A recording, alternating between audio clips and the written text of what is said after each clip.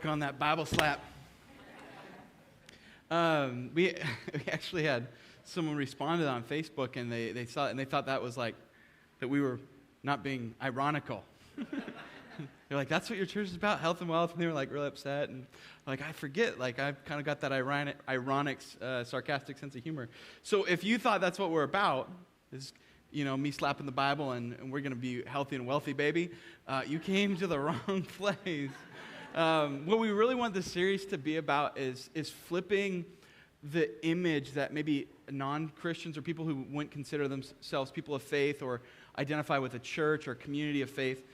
We really want to paint the picture Jesus does of what health, wealth, and balance are really all about. As the world we live in, like the priorities are so out of whack. Wouldn't you agree? Like we live in this super fast, everything's, technology is quick, everything's now, everything's for me. It's like a me culture, a me first culture, and priorities just get so out of whack so quickly. And we want things for us. We're asking, how can I get healthy? How can I get wealthy? How can I, me, mine? And what we're saying is, man, instead of that caricature or that ridiculosity that we just saw, which was amazingly played by our sound technician and producer Sam Walcott, it was amazing. Fine actor. Instead of that caricature and that question, how can I be served? How can I get healthy and wealthy? I think that the table should be turned and flipped and saying, okay, how do we help others get healthy? When we have wealth, how do we give it away so others can have who don't have? How can we bring balance into our lives and into the lives of others in such a way that they're blessed and that the wealth and the health and the balance of the community is raised, and it's not about us, it's about other people. You guys with me? It's not like God doesn't want us to be blessed and have a healthy life and those things, but that's not what it's all about on this side of heaven. And Jesus actually came and he was blessed by God, but he suffered and died on a cross. He lived the way of service and sacrifice. So we're going to be talking about that tension, and I'm really excited to be doing that. But I wanted to acknowledge something right off the bat. Sarah and I are so grateful for this church. I love you guys so much. Sarah loves you guys so much. And some of you guys probably were here last week. I had Scott fill in for me, and he did a fantastic job. He's such a good friend and pastor. And he read a letter just explaining a hard time my family's gone through. And we found out that that on a routine check for our pregnancy, that our what we thought was just one child was actually twins, and both their hearts had stopped. So it's been a really hard season. And it's been actually one of the most heartbreaking seasons we've ever been through together. But we feel more loved and supported than we've ever felt before. So in the midst of like frustration, hurt, dying of dreams, we feel God's presence, and we just wanted to thank you from the bottom of our hearts. And I'm going to pray, and I'm going to jump into this, and I'm going to hope that God would speak through my heart today. Father, I just thank you so much for these friends, these dear ones, Lord, these ones that maybe have been brought here for the first or second time, Lord, and Lord, you love them so much, and because you love them, Lord, I have the capacity to love them, and I'm so thankful that you've brought them here. Lord, I know that maybe this is just a season for some people here at Whitewater, and I just get to be their pastor for a short time. I get to try to inspire them with your word and give them your truth, and Lord, help lift their eyes to a vision that you have for them, and help them reach the capacity, the spiritual capacity you have planned for them, Lord. And it might be just a season, it might be a long one, it might be a short one, but Lord, I'm so thankful for it. So thankful for these ones who have just loved me and Sarah through this hard time and are still loving us through this continued hard time. Lord, I am blown away by your love through these people. Help me get through this sermon. Help me to speak something that you want them to know, you want them to hear, and may we receive it. We pray this in your name, amen. So I just wanted to jump right in. with this statement. It's something you need to know. Adversity reveals priority. Adversity reveals priority. The world we live in, could we agree that the priorities are crazy? If you're a person of faith, you're a person seeking faith, seeking God, you will immediately find when you start trying to turn towards God, it's like starting to try to swim up the Columbia against the current. I mean, there's just all these forces pulling at us. We try to prioritize the things that we know in our hearts are really important. We just keep getting pushed, and it's so hard. And there's moments where the culture wants to lull us to sleep, to keep us from swimming, to keep us our eyes from the real prize and turn to other priorities. And the next thing you know, we've drifted downstream. The next thing you know, you've fallen asleep and you've been fooled. And there's maybe moments where you'll wake up, moments where you'll realize that you've bought into this lie, you've bought into this priority, and it's really not that important. I want to tell you, adversity reveals priority. I once heard this. There was a guy, he got a phone call. It was from the airport, and they said, hey, we're worried that your wife was on a flight that went down. Could you give us her information? His heart just sunk. And he gave him the flight information. They kind of were on the other end of the phone figuring things out for a while, and he's freaking out. And they got back to him and said, oh, sir, it looks like it was a different flight. It looks like your wife's totally fine. And he was like, oh, thank the Lord. I was so concerned because I'd lent her my iPad for the weekend. And so some of you, when you hear that joke, hang with me here. The reason I say that is because there's a lot of meaning there. You're either thought that was kind of funny, or you're that kind of makes me angry. That seems totally inappropriate, which is what a joke does. And what a joke does, and a joke like that, it's showing us the ridiculousness of humanity when something that obviously should be the priority, his wife, right, isn't. It's it's a joke that's either really funny or it's angering. And the reason I tell that is because adversity reveals our priorities. When we face things we would never think of or imagine, and something happens that we don't expect, it reveals what's there. And when God looks at our lives, I think sometimes it can be a little bit like that joke, God's looking at us and then our job is pulled out from underneath us, or a family member or something big, and we're concerned about something trivial, an iPad. We're concerned like our kids are going through really hard times, and we're more concerned about our social status. We're going through school and we're just trying to make it. But then some other things can start jumping up that are way less important, what social status we have in school, what group we're with, what home I stay in, what my friends are doing, when in fact the most important thing when you're going through school is getting through school. You see what I mean? And God can look at our lives and he can be like, are you kidding me? And at moments it looks like a joke, and at a moment it just angers him when he realizes how out of whack our priorities are compared to the things he sees. You guys with me? I got some tires. I think they were snow tires, and they were older. I remember putting them on the car. The next day, I came out, and my car was sunk down to the ground. So what had happened was there were actually these cracks in the tires. But when they were just setting on the ground, I couldn't see it. But when the pressure and the weight of the car was put on the tires, it didn't cause the cracks to form. It didn't cause the air to leak. What did it do? It revealed the cracks that were there. See, adversity, pressure, weight.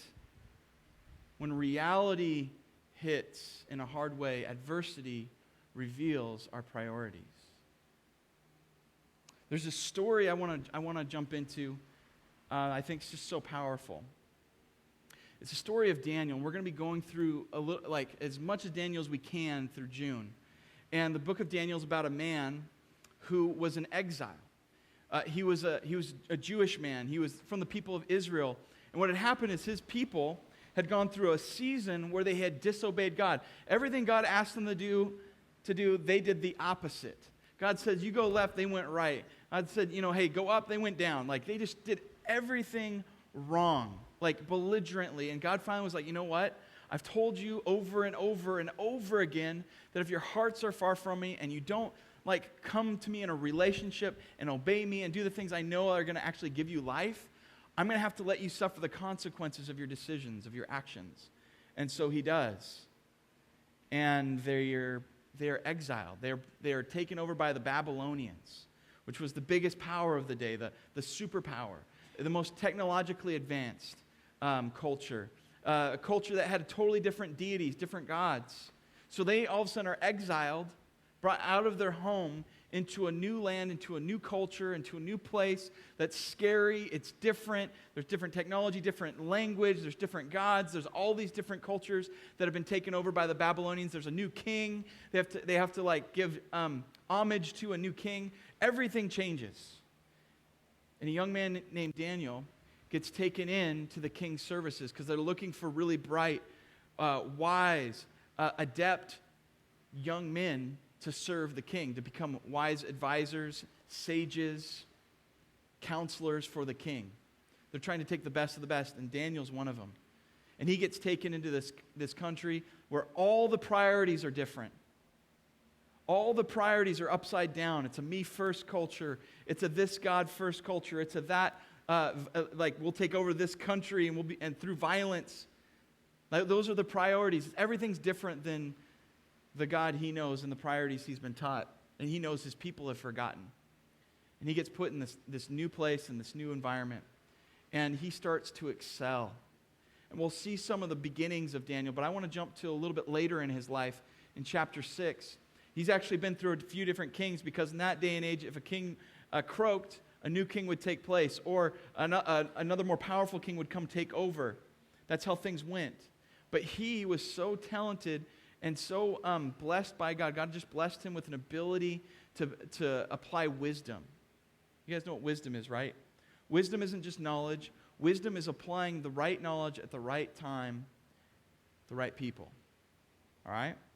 It's like having the right priorities and using that right priority at the right time. You could have the right priority, but if you use it at the wrong time, it doesn't really amount to much. But Daniel had a knack for it, an ability. And there's a king named Darius who loved Daniel, saw the value in him, and Daniel had really come through for him in a big way when no one else had. And so he highly valued Daniel. But because Daniel didn't play the games, you guys know the games people play at work, the political power games, the control games that people will play to like get as high up the ladder, high up the totem pole as they can. Well, it was no different back then. That was the priority for the world back then, and it is for the world today. And the people that were in power, the other leaders that saw Daniel rise to power because of God's blessing in his life, what do you think happened? How do you think they looked at Daniel? Frustrated. Drove him crazy. Because they couldn't manipulate him. They couldn't get him to buy in or be bought. They couldn't bribe him because he was a man of integrity. He was a man of priority. He prioritized God first in his life. And so he drove them nuts. And so they came up with a plan to get rid of Daniel because what are we going to do if someone doesn't play the game like we do? Have you ever been in that situation at work where you're that guy or gal, or there's a guy or gal that everyone's frustrated with because they're doing the right thing? Have you ever experienced this? That was Daniel. They wanted to get rid of him. So picking up here in verse 4 of chapter 6, it says that other administrators and high officers began searching for some fault with the way Daniel was handling government affairs. But they couldn't find anything to criticize or condemn. He was faithful, always responsible, and completely trustworthy.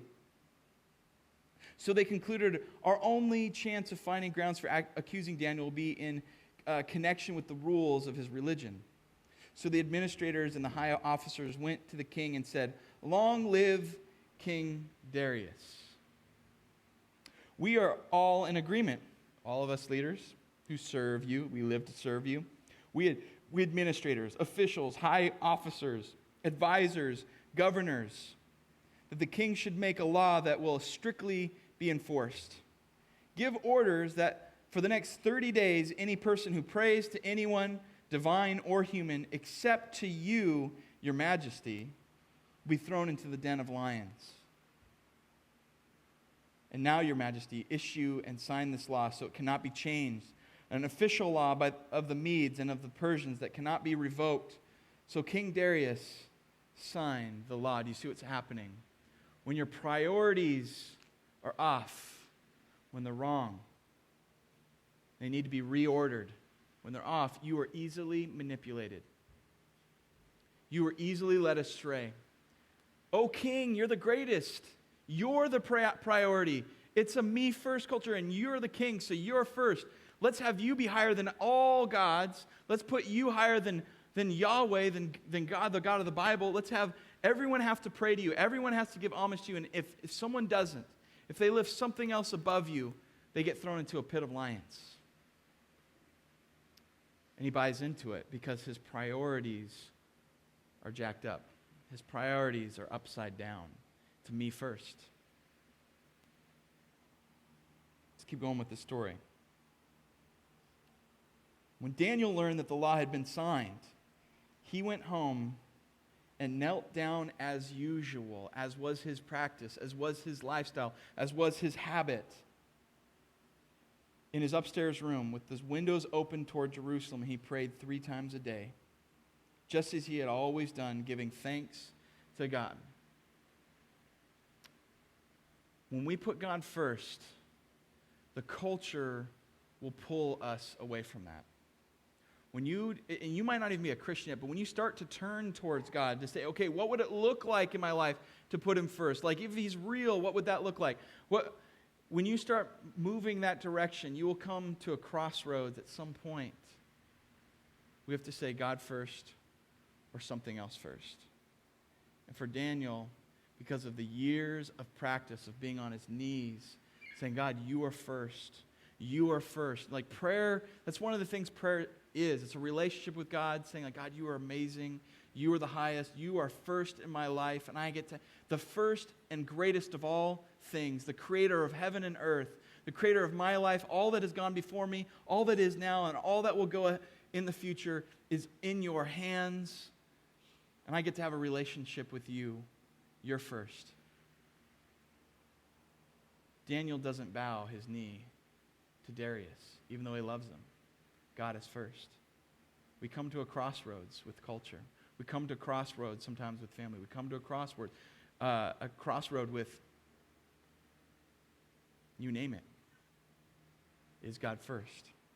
And adversity reveals our priorities. Here's the first set of adversity he has, and it reveals where his heart is. He has practiced putting God first his whole life, and he won't stop. Then the officials went together to Daniel's house, found him praying and asking for God's help.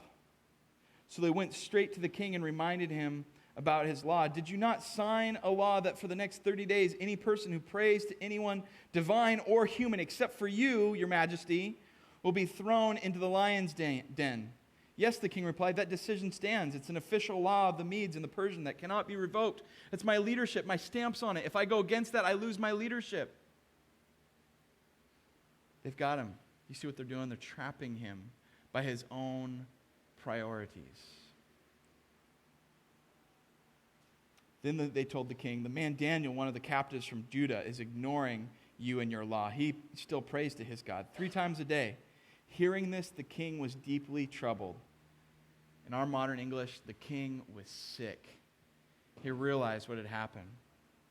He was deeply troubled, and he tried to think of a way to save Daniel. He spent the rest of the day looking for a way to get Daniel out of this predicament. In the evening, the men went together to the king and said, Your Majesty, you know according to the law of the Medes and the Persians, no law that the king signs can be changed. If you do, you lose leadership. If you do, you lose credibility. You can't do this because you put yourself first.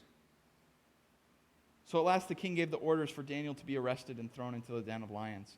The king said to him, May your God, whom you serve so faithfully, rescue you.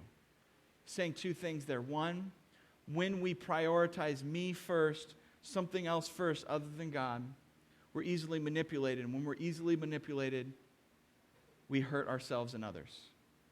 You guys with me on that? It leads to us hurting ourselves and others. We shoot ourselves in the foot. When we do that, it causes harm to those we love most. Has that ever happened to you when you've prioritized something you know you shouldn't?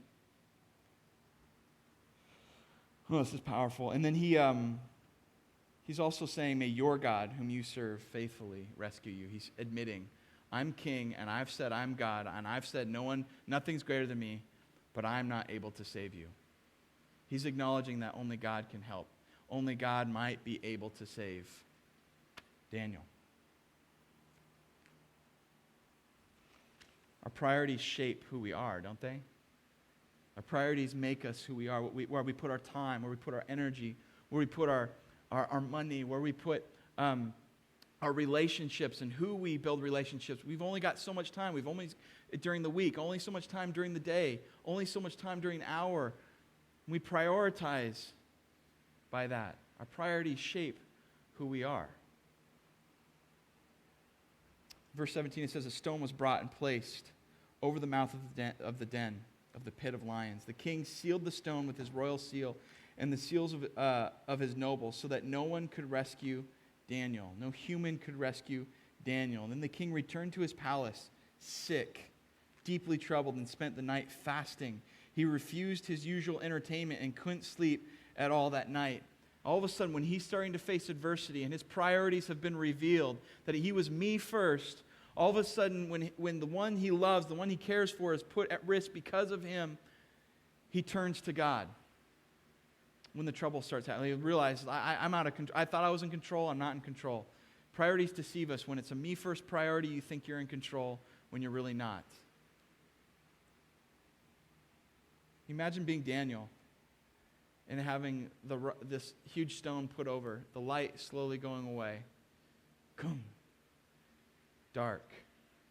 And then hear the lions. Fear start gripping you.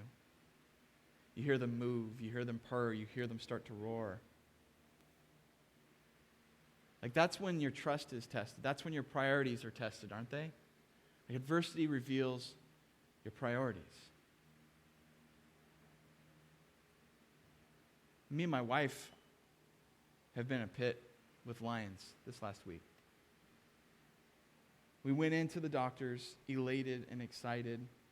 Like, we've got names picked out. We've got room getting ready. We're just so excited. And then the doctor is looking and listening. And my mom's a nurse, and so I know enough to like what to listen for and what to look for on a sonogram. And I don't see a heartbeat. And my heart just starts going up into my throat. You don't hear a heartbeat. And then she tells us that. Just confirms it. I'm like, I'm not a doctor. I don't know. And just going from elation to heartbreak in a moment. We went from the palace to the pit. There's lions. And all of a sudden, my stomach's sick. My wife's, she's crying. They're sending us, we'll get you a second opinion, and we'll send you over here. And we get that second opinion. All of a sudden, the lions start growling even more. And it's in that, in this reality that we find ourselves in, me and my wife, where our hearts were so excited, and then all of a sudden our hearts are broken. Like our faith, our priorities are revealed. And in this whole week, we've just been trying to fight through, like, Lord, would you shut the lions' mouths? Would you keep us from getting angry at each other, from despair? When I get angry when I'm hurt, and when I want to cry, I get angry, I get frustrated. And Lord, would you keep me from being angry at you and believing that you're not good? Lord, you're so good. Would you keep us safe? Would you keep our faith intact? Would you keep it so that we can trust in you even in the pit and there's lions? Lord, would you shut their mouths? And I want to tell you, when you folks gave us all these letters, Scott dropped all these letters off, and we were just blown away. We were just at the lowest point. We have never felt more loved. And we didn't get those, lame letters from people that, are saying, God needed another angel in heaven. I wanted my daughter or son, and we found out there were twins. We didn't know that there were twins. There were two, and both their hearts had stopped. We were getting letters of people that, hey, this happened to us. this is what we went through. We're here for you. We had letters from people that just said, hey, I want you to know I hurt with you. I don't know exactly what you're feeling, but I'm hurting with you. Let us know if we can help. We're praying for you. People dropped off. Me and my wife are gaining so much weight because you guys are supporting us and helping us, and people are sending texts and dropping by. We feel so loved. I can't imagine people who aren't connected to a church, aren't connected to God. Maybe they sit in church every week, but they're not connected. If they went through something, or when you are in the pit, you feel so alone. That's one of the reasons we started Whitewater, so you wouldn't be alone. So what me and my wife are going through right now, you can also experience belonging and acceptance and support. That we're not just a place where you can belong before you believe. Like Whitewater, I'm experiencing personally as a place that you can belong when you're in pain, when you're hurting.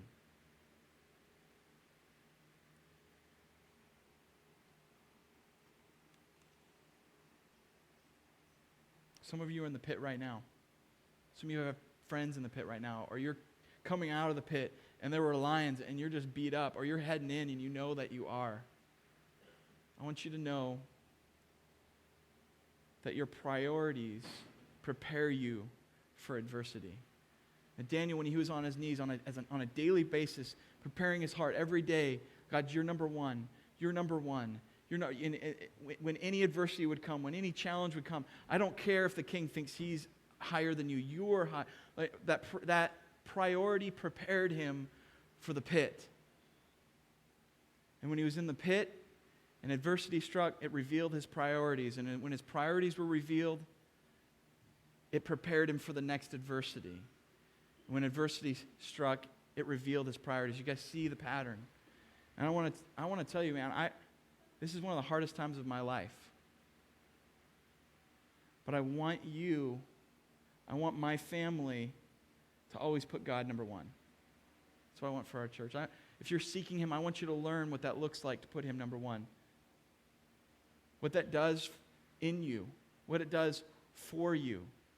To know that the living God is with you when you're surrounded by a bunch of lions. Someone comes and tells you that you're not going to be able to hold your babies. Someone comes and tells you that the ones you love so much, you're never going to see again. When someone comes and tells you that the job you've worked so hard is unavailable, you don't get it. When the adversity of life hits, what are you going to do? Verse 19 says, very early the next morning, the king got up, hurried to the den, hurried to the pit of lions. And when he got there, he called out in anguish, Daniel, servant of the living God, was your God whom you served so faithfully able to rescue you from the lions? Was he able to rescue you? Was he there? And Daniel responds, long live the king. My God sent his angel to shut the lions' mouths so they would not hurt me, for I was found innocent in his sight, and I have not wronged you, your majesty. The king was overjoyed and ordered that Daniel be lifted from the den. Not a scratch was found on him. Not a bruise, nothing. For he had trusted in his God. Adversity reveals our priorities, and our priorities reveal who we trust. Our priorities reveal who we trust. Daniel said, God, you're number one. He trusted God above all things. And he was saved. He was rescued. He was delivered. Friends, the question that Darius asked before that, I think, is the one I just want to land on for a moment and give us a challenge. And we'll go back into worship and we'll jump back into our days, but I don't want you to miss this. Darius asked this question. Was your God whom you serve so faithfully, was he able to rescue you from the lion's mouth? What he's saying is, was the God that you put number one in your life, was he worthy of being number one? Did he really come through for you? When the lions were growling, when he doesn't know at this point, he's like, was God worth believing? Was he worthy of it?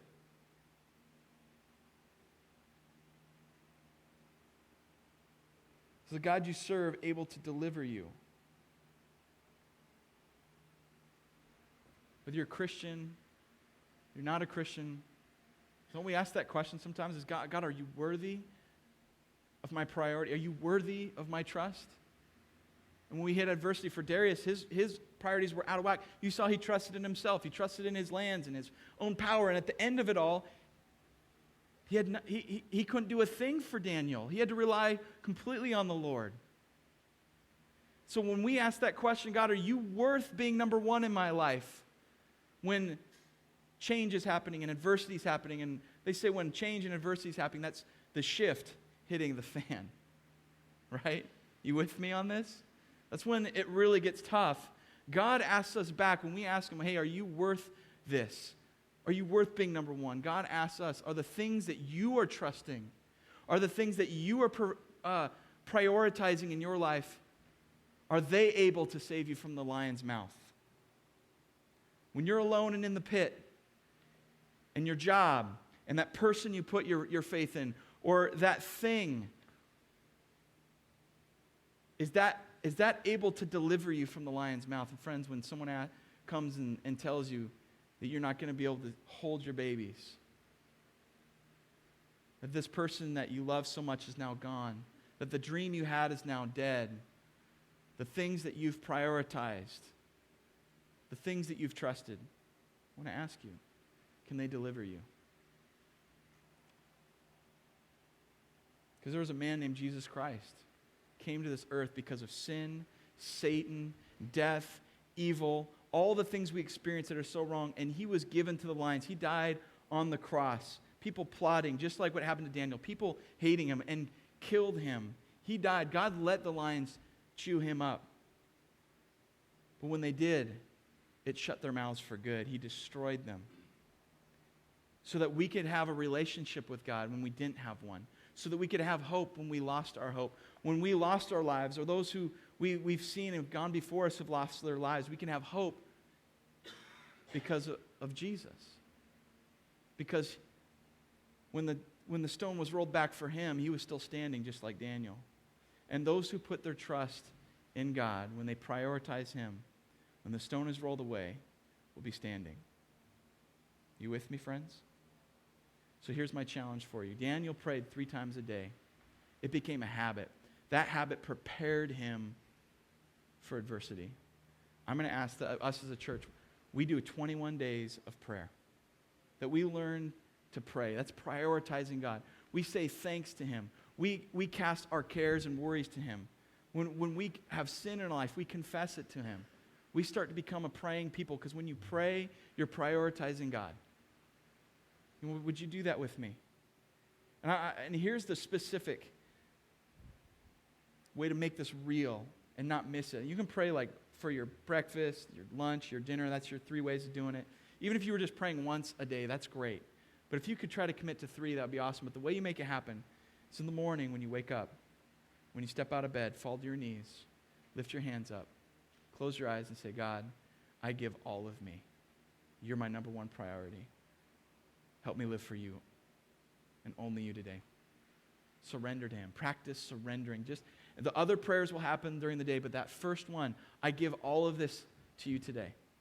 Could you do it? If you're not a Christian, when you wake up, step out of bed, fall to your knees and say, God, I want to find you. And I'm seeking. Would you help me find you? And God has an amazing knack, an amazing ability, amazing desire for helping those who seek find him. Amen? Let's pray. Father, we love you. We give our lives to you.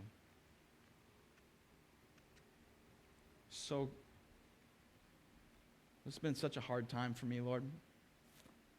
It's hard to even talk about right now.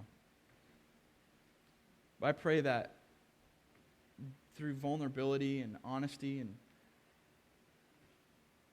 what we're going through and the circumstances that have happened to us, Lord, that this would be something that someone else could learn to prioritize you from, could learn to have faith in you, could learn to trust in you, Lord. I pray if there's people going through they're in the pit right now, Lord, would you shut the mouths of the lions, Lord. Thank you for doing that in our life, Lord. Thank you for continuing to bless Sarah and I and to let us know how much we're loved, even though we're in so much pain. I pray that we become a church that's prayerful, And people, when they see us go through what life throws at us, Lord, they know that you are number one. Amen.